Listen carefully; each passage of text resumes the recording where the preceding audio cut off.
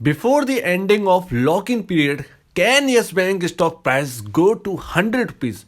Hi, this is Dev and you're watching Traders Diary और आज हम बात करने वाले यस बैंक के ऊपर। क्या यस बैंक का प्राइस 100 रुपए जा सकता है अपने लॉक इन पीरियड्स के खत्म होने से पहले, क्योंकि काफी ज्यादा न्यूज़ हैं। चलिए दोस्तों, इसके ऊपर डिटेल में बात कर लेते हैं। तो दोस्तों, यहाँ पर इंपॉर्टेंट चीज पर बात करने से पहले मैं कुछ हाईलाइट कर देना चाहता हूँ कि यस बैंक और आज डेट है 9 दिसंबर की और 3:10 का यहाँ पर जो है प्राइस अगर हम देखें तो 14 रुपए के आसपास है। ध्यान रखिएगा, ये एक अंडर वैल्यूड बैंक है अगर हम कहें तो। देखिए अभी जो है 25 से 30 रुपए के आसपास जो है वो यस बैंक का फेयर वैल्यू है। फेयर वैल्यू अगर कहेंगे तो यस बैंक की इतनी निकल के आती है, यानी 25 रुपए की 30 रुपए के आसपास आपका होना चाहिए, ना कि अगर हम ये कहें जो कि बाकी लोग कहते हैं कि 100 रुपए या 1000 रुपए। ये गलत बात है, ठीक है, ऐसा कुछ भी नहीं है। 25 से 30 रुपए के आसपास जब इसके असेट्स आप देखेंगे तो आपको इसकी रियल वैल्यू आपको समझ में आ जाएगी। अब देखिए यस बैंक क्यों नहीं चल पा रहा है, इसके ऊपर डिस्कशन से पहले हम कुछ पहले अच्छी बातों पर डिस्कस करेंगे। उसके बाद हम जो है इसकी जो मेन जड़ है, जो मेन प्रॉब्लम क्यों नहीं चल पा रहे, उसके ऊपर डिस्कस कर लेंगे। तो देखिए सबसे बेहतरीन काम यस बैंक का, देखिए 2 सोर्सेस हैं जो कि बहुत अच्छी तरीके से आगे यस बैंक को आगे बढ़ने में मदद करेंगे। वो कौन सा है? देखिए पहला तो है आपका फोन पे। फोन पे यार आपका जो सबसे बेहतरीन एप्लीकेशन है, इंडिया का सबसे ज्यादा मोस्ट ट्रांजैक्शन फोन पे से ही करे गए हैं। और ध्यान रखिएगा, मैं आपको बताता हूं ये क्यों अच्छा है, क्योंकि आप जो फोन पे देखेंगे तो उसके सबसे बड़ा जो बैंक जो सहायता करती है, जो मदद करती है, वो है यस बैंक। सबसे ज्यादा अगर कोई फोन पे के साथ जुड़ा हुआ है तो वो है यस बैंक। और मैं बता दूं कि पेटीएम का एक आंकड़ा है, पेटीएम जब 1 लाख करोड़ का ट्रांजैक्शन करता है तो उस पर कुछ 600 से 700 करोड़ के आसपास का प्रॉफिट होता है। ध्यान रखिएगा, प्रॉफिट होता है, जिसमें से 50% जो है वो बैंक्स को चला जाता है। और यही एक प्रॉब्लम है कि पेटीएम जो है ज़्यादा प्रॉफिटेबल नहीं है। तो यहाँ पर अगर मैं आपसे कहूँ कि भैया फ़ोन पे को ज़्यादा यहाँ पर जो है प्रेफर किया गया है, क्योंकि यस बैंक का सबसे बड़ा जो है वो पार्टनर जो है वो फ़ोन पे ही है, तो जाहिर सी बात है कि सबसे ज़्यादा प्रॉफिटेबल जो है वो फ़ोन पे यस बैंक को ही बनाएगा। तो यस बैंक के पास ज़्यादा प्रॉफिट जाता है। और ध्यान रखिएगा, जब फ़ोन पे नंबर 1 कंपनी है तो यस बैंक भी नंबर 1 कंपनी ही होगी। दूसरी चीज़ है इसका क्रेडिट का जो काम है वो बहुत ही अच्छा है। ध्यान रखिएगा, यस बैंक का जो क्रेडिट का काम है वो वापस सुधार कर रहा है लगातार। अब जो सबसे ज्यादा दिक्कत भरी बात थी वो थे एनपीए। यस बैंक के कॉर्पोरेट एनपीए बहुत ज्यादा हो जा रहे थे। देखिए रिजोल्यूशन आने वाला है।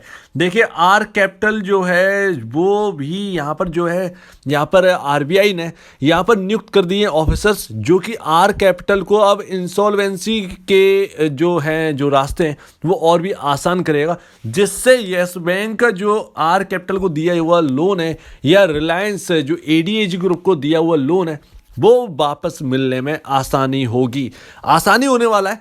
दूसरा यहाँ पर जो है आपका कॉफ़ी डे और ये भी जल्द से जल्द ये भी सुलटने वाला है, क्योंकि कॉफ़ी डे कोई छोटी मोटी कंपनी नहीं है, ये देश की सबसे बड़ी कॉफ़ी चेन है। तो अगर कोई इंटरेस्टेड आया, कोई बिडर आया तो वो यहाँ पर जो है निकल आया, यानी कॉफ़ी डे को दिया हुआ लोन जो है वो चुकता हो जाएगा, धीरे धीरे सब कुछ निपट जाएगा। तीसरा जो है आपका जो है वो है डिश टीवी की अगर हम बात करें, डिश टीवी भी देखिए अभी यहाँ पर एयरटेल बिड लगा रहा है और कह रहा है कि यस बैंक से हम 20 रुपए में शेयर खरीद लेंगे। देखिए यस बैंक यहाँ पर शायद यहाँ पर तैयार नहीं है, थोड़ा सा और ऊपर बेचना चाहते, ताकि यहाँ पर जो है जो पैसा जो यहाँ पर जी ग्रुप में जो लगा है वो तो वसूल हो ही, थोड़ा सा और पैसा जो एक्स्ट्रा मनी है वो भी यहाँ पर मिल सके। तो यस बैंक को यहाँ से भी जो है वो बेनिफिट मिलने वाला है। तो यस बैंक डिश टीवी और आर कैपिटल और कॉफ़ी डे से निपट चुके हैं। बात आ जाती है डीएचएफएल की, डीएचएफएल और यहाँ पर जेट एयरवेज। तो जेट एयरवेज जो है वो 2022 के मिड में स्टार्ट होने वाली है। तो वहां से जो कर्जा जो जेट एयरवेज के पास दिया गया है वो भी यहाँ पर वापस यहाँ पर जो है शायद यहाँ पर यस बैंक को पूरा पूरा मिलता हुआ नजर आए।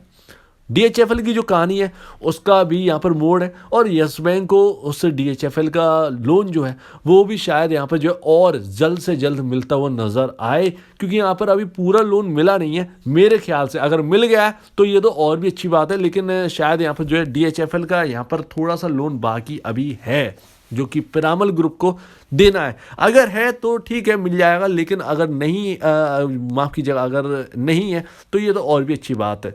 तो यहाँ पर जो एनपीए की जो कंडीशन है, यस बैंक की जो एनपीए की कंडीशन है वो यहाँ पर जो है वो सही होने वाली है। और यस बैंक जो लोन दे रही है अब वो रिटेल को ज़्यादा दे रही है, रिटेल को लोन जो है वो ज़्यादा प्रोवाइड करवा रहे हैं, जिससे लो एनपीए के चांसेस है, ध्यान रखिएगा। तो यहाँ पर एनपीए से एक बढ़िया खुशखबरी। दूसरी बात, क्रेडिट और आपका जो लोन का बिजनेस है भैया वो सही हो रहा है। साथ ही साथ यहाँ पर और भी कुछ खबरें हैं जो कि क्रेडिट कार्ड लॉन्च कर दें रुपए वाले यस बैंक ने आज के दौरान पर, ठीक है ना। तो ये सब बहुत पॉजिटिव खबरें हैं, बहुत पॉजिटिव खबरें हैं जो कि इन्वेस्टर्स के लिए बनी हुई हैं। अब मेन जड़ कहाँ है, मेन प्रॉब्लम कहाँ है जो शेयर प्राइस को आगे नहीं बढ़ने दे रहा, तो चलिए अब उसके ऊपर बात कर लेते हैं। अब दोस्तों सब कुछ जान लेने से पहले ये भी जान लेना बहुत जरूरी है कि ये असेट देखिए, असेट एंड लायबिलिटीज, ध्यान रखिएगा कि अब स्थिति किस तरीके से बैंक की सुधर रही है। तो 3,80,860 करोड़ के असेट्स जो 2019 में थे वो घटकर 2020 में 2,57,832 करोड़ रुपीस के रह गए थे। यानी असेट्स जो है वो डिक्लाइन कर रहे थे, काफी तेजी से डिक्लाइन किया। कम से कम एटलीस्ट 1 लाख करोड़ के आसपास से ज्यादा के असेट जो है वो गायब होते हुए नजर आए यस बैंक से। अब देखिए 2021 से मार्च के हिसाब से देखिए क्या हुआ है। 2,73,593.44 करोड़ रुपीस के असेट्स वापस सही होते हुए दिखे। यानी कि अब जो डिक्लाइन है वो लमसम यहाँ पर 1,07,000 करोड़ के आसपास का डिक्लाइन रह गया है। तो एक अच्छी और एक पॉजिटिव चीज़ ये है कि भैया वापस जो असेट्स हैं वो वापस आते हुए दिख रहे हैं। असेट्स बहुत ही इंपॉर्टेंट होते हैं किसी भी बैंक के लिए। तो देखिए चीज़ें जो है वो सुधर रही हैं, लेकिन अब दिक्कत क्या है कि ये स्टॉक का प्राइस नहीं चल रहा है। तो दोस्तों दिक्कत है यस बैंक के मार्केट कैप में। अब देखिए मार्केट कैप जितना ज़्यादा हो उतना ही अच्छा है, लेकिन बात ये है जब जो है यस बैंक का जो स्टॉक है वो 400 रुपये था, तो इसका जो मार्केट कैप है वो 1 लाख कुछ समथिंग करोड़ रुपीस का था, 1 लाख करोड़ रुपीस का। मैं आपको बताता हूँ 1 लाख करोड़ का मार्केट कैप था, ठीक है ना। तो 1 लाख करोड़ का मार्केट कैप था उस वक्त। और अब देखिए जो है उस वक्त जो प्राइस था वो था 400 रुपये, यानी 400 रुपये जब था तब 1 लाख करोड़ का मार्केट कैप था। अब 13 रुपये 95 पैसे के अभी जो है एनएसए के हिसाब से प्राइस चल रहा है। चलिए 14 रुपये मान लीजिए, 14 रुपये का प्राइस है और आपका 35,000 करोड़ का मार्केट कैप है। Can you imagine this? जब 400 रुपये पे थे तो 1 लाख करोड़ का मार्केट कैप था। अब तो वो 10% भी हम बराबर नहीं है 400 रुपये के, फिर भी जो मार्केट कैप है वो 35,402 करोड़ रुपए का निकल के आया है। तो ये एक बड़ी दिक्कत है। अब इसमें दिक्कत भी क्या है शायद आपको समझ में नहीं आ रहा होगा, मैं अच्छे से आपको 1 सेकंड दीजिए। तो देखिए नंबर ऑफ शेयर सब्सक्राइब, ठीक है ना। यहां पर देखिए 2505 crore number of shares market में अवेलेबल है, यानी मार्केट में 2505 करोड़ शेयर्स जो हैं वो मार्केट में अवेलेबल है। आप इतने शेयर खरीद सकते हैं, ध्यान रखिएगा। तो यहां पर पहले क्या था, पहले थे 250 करोड़ शेयर्स मार्केट के अंदर, 250 करोड़ शेयर थे और यहां पे स्टॉक जो है वो आपका 400 रुपए पे था। तो 400 इंटू 250 का अगर मल्टीप्लाई करेंगे, जितने नंबर ऑफ शेयर्स पहले थे जब यस बैंक में कोई दिक्कत नहीं थी, जब 400 रुपये चल रहा था, तो प्राइस का और नंबर ऑफ शेयर्स का अगर आप मल्टीप्लाई कर देंगे 400 से, तो आपका ऑलरेडी आपका जो है 1 लाख करोड़ का मार्केट कैप निकल के आता है, ठीक ना।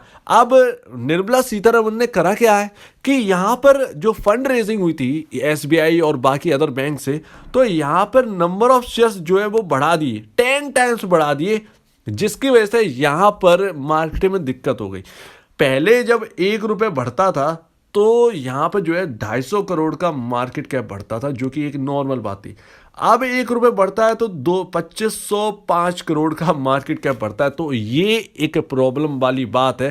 पहले इतना बढ़ता था 250 करोड़ रुपए, अब बढ़ता है 2505 करोड़ रुपए अगर ये यस बैंक 1 रुपये चलता है तो ये एक सबसे बड़ी प्रॉब्लम है जो कि नंबर ऑफ शेयर्स है। और शायद ये प्रपोजल भी आ सकता है, जो कि मैं आपको कई बार बता चुका हूँ यस बैंक में, जो कि वोडाफोन आइडिया में भी ऐसा हो सकता है, ध्यान रखिएगा। 3i इन्फोटेक और वगैरह वगैरह, अगर रुचि सोया का आपने नाम सुना हो तो उसमें ये हो चुका है। वहाँ पर शेयर रिडक्शन करे गए हैं, यानी जितने नंबर ऑफ शेयर्स थे, यानी 100 शेयर अगर थे तो उसके 100 शेयर की जगह 10 शेयर कर दिए गए, और प्राइस जो है 10 रुपये था तो 10 रुपये की जगह 100 रुपये कर दिया गया है।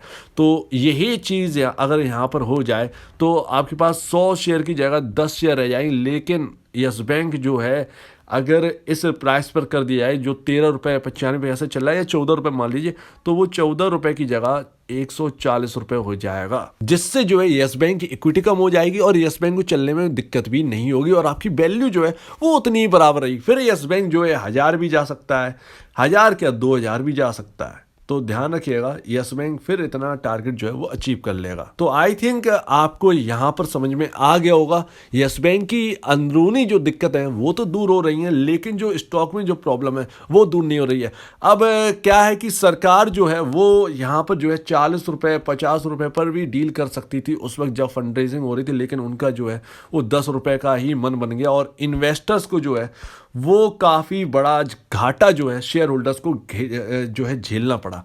तो उसकी वजह से जो है हमें चलने में दिक्कत हो रही है यस बैंक के अंदर। तो जो मैं कह रहा हूँ ना, जब यस बैंक 100 रुपये जाएगा तो आपका मार्केट कैप जो है वो 2.5 लाख करोड़ रुपीस का होगा। यानी पहले जो यस बैंक का मार्केट कैप था उससे तो कई ज़्यादा होगा, हो सकता है कि कोटक बैंक को भी टक्कर दे दे। तो ये कुछ इस तरीके से है, और इससे ज़्यादा की रेंज नहीं है। जैसा कि मैंने कहा ना कि 100 रुपये से ऊपर नहीं जा सकता। अगर 400 रुपये जाएगा तो यस बैंक का 10 लाख करोड़ रुपीस का मार्केट कैप हो जाएगा, जो कि एचडीएफसी बैंक को भी फेल कर जाएगा। तो 400 रुपये तो पॉसिबल है ही नहीं, बिना इक्विटी रिडक्शन के आपका 400 रुपये नहीं जाने वाला है। हालांकि यहाँ पर एक ही चीज़ है जो आपको बचा सकती है, वो है अगर आपके पास 300 रुपये के रखें तो शायद अगर आपने एवरेज के लिया हो तो आपका एक एवरेज प्राइस बन गया होगा, जिससे आपको कम घाटा होगा अगर यस बैंक चलता है तो, ठीक है ना। तो अगर आप ऊपरी लेवल से फंसे हैं और अगर आपने एवरेज करने का सोचा है कि शेयर एवरेज करके आप प्राइस को डाउन ले आएंगे, तो यहाँ पर आप कुछ हद तक जो है वो सही है, लेकिन वो तब आपका लॉस कवर होगा जब यस बैंक चलने को तैयार होगा। यानी जब हम जो है शायद मेरे ख्याल से जो 2023 जो है वो मार्च में हमारा लॉक इन पीरियड जो है वो ख़त्म होगा, ओवर होगा। तो यहाँ पर शायद अगर यहाँ पर जो इंटरनल काफ़ी ज़्यादा हद तक ठीक हो गए, यस बैंक जो है वो शायद यहाँ पर 100 रुपये जाता हुआ दिखाई दे, ठीक है ना। और 100 रुपये के आसपास अगर हम जाते हैं तो जिन्होंने नीचे लेवल पर लिए हैं उनको ज़्यादा बेनिफिट होगा, जो ऊपरी लेवल पर फंसे हैं उनको शायद यहाँ पे जो है घाटा ही तब भी रहेगा।